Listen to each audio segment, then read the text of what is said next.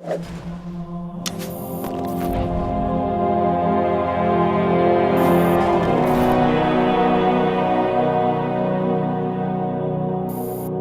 is the awesome DLC map called Tempest. Hey, I'm Sam Jones and I'm a lead environment artist. I'm Rob Adams and I'm a lead environment artist. Mike Bilterman, I own Bungie.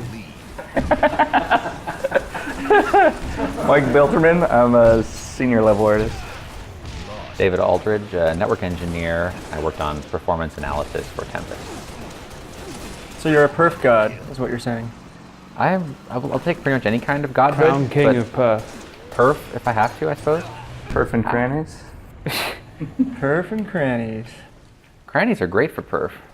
So originally this map was called DLC Medium because it's the medium-sized map within a bucket of other 3 maps. It's not small, it's not big, it's just the right size, especially for killing red and blue dudes. And we knew that if we called it DLC Medium, that people wouldn't get attached to the name and we could change it later. Although Medium is an awesome name, I really like That's it. pretty cool. I grew pretty attached to medium. Dispassionate like me. The map is built to support optimally around 8 to 12 players. It's a bit too big for, say, 4 players, and it's a bit too small for 16. Tempest is a Foreigner weather HQ, which, as you can see here, has these wonderful laser beams that are meant to be some part of the weather controlling system. And then out in the sea here, we have these wonderful, huge shrines with little vortices atop them. So in terms of the actual vegetative theme of the map, we have this kind of wonderful high Sierra, rocky, subalpine backdrop. We have these huge rocks with this kind of really visible diagonal strata that's meant to both lead the eye and also look pretty awesome. We tried to really separate the terrain into parts that were really, really distinguishable from each other so that anytime a player spawned or you're running around a corner, immediately tell where you are. I think it's more frustrating than spawning and having to whip the camera from left to right 3 or 4 times to figure out where you are. We really tried to focus on making one side dry and different and one side wetter and greener. So yeah, all that stuff just makes the map feel really grounded. We borrowed heavily from real geographic regions, Mirth, and the fiction behind the Forerunners is that they ran around and they collected samples from all over the universe and put these ecosystems together. Especially based much of the palette on Yosemite National Park in California. Yeah, actually the whole Sierra Nevada just gave us a lot of photo reference.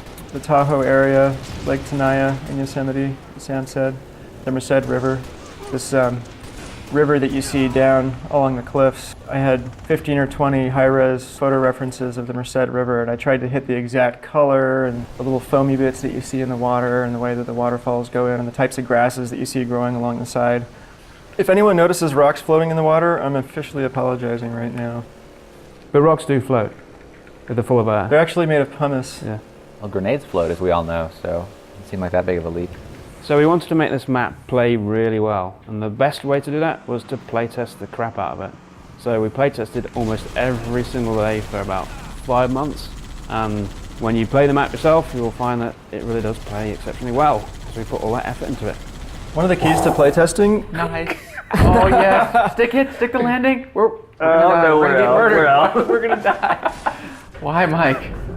I think one of the keys to getting really, really smooth, tight, focused, and balanced maps is to have the actual development artists that are working on the map take part in the frequent playtests so that they're not just reacting to Play again. a bunch of bullet points from playtest sessions and lists of feedback, but they're the ones there that are actually feeling the grief from somebody up on a cliff. So having an emotional investment in the map as an artist, I think makes you a better designer. Because we had our artists playtesting almost every single day, I think that really had an effect on how balanced and tight these maps are. We playtested early on with a Banshee in the default palette, but it proved to be too overpowering, so now the Banshee is only really available in Forge palette setup.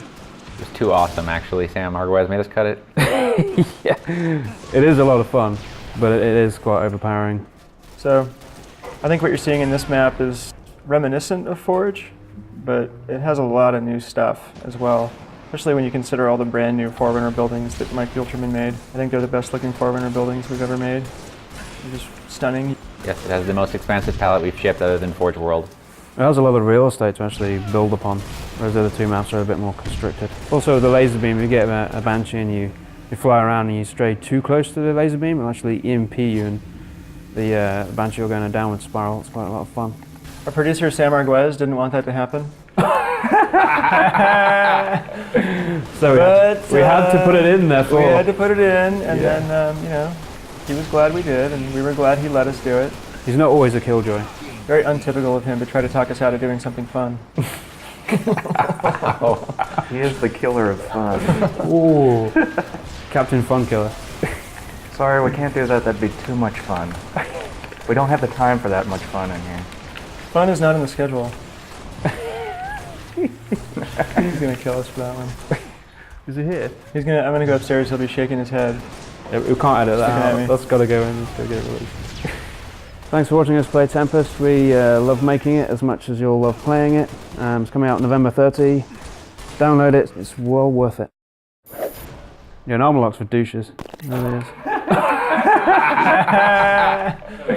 So we had to put it in there.